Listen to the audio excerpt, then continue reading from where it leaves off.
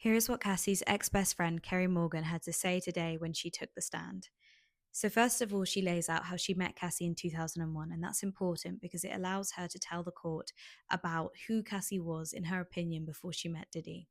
But the first real interesting question that she answered, which was actually a pretty generic one, which is, why are you testifying? They ask this pretty much of everybody.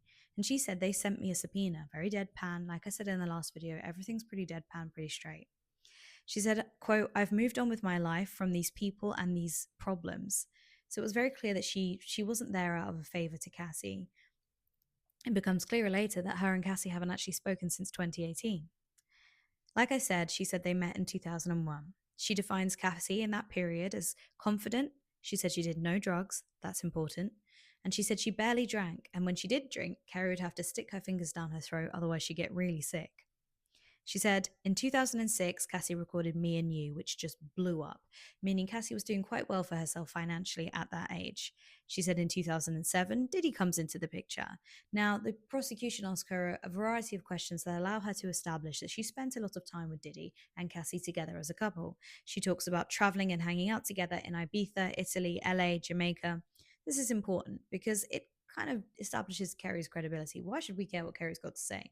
Unless Kerry can tell us that she witnessed a lot of stuff firsthand and she spent a lot of time with them. Then they go into talking about alleged assault and what Kerry says she witnessed between Diddy and Cassie. She talks about a few different examples. The first being this LA Hollywood assault. So this happened in Diddy's LA home.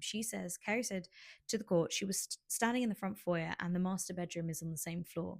She said from the point where she was standing, she could see into the room and she saw him push Cassie and hit Cassie. Now, the prosecution then asked Kerry, what did Cassie do in response? Now, that's an interesting question because if you remember that the defense are trying to present this relationship as one of mutual aggression, the prosecution are allowing Kerry to describe whether Cassie kind of gave as good as she got or didn't respond at all.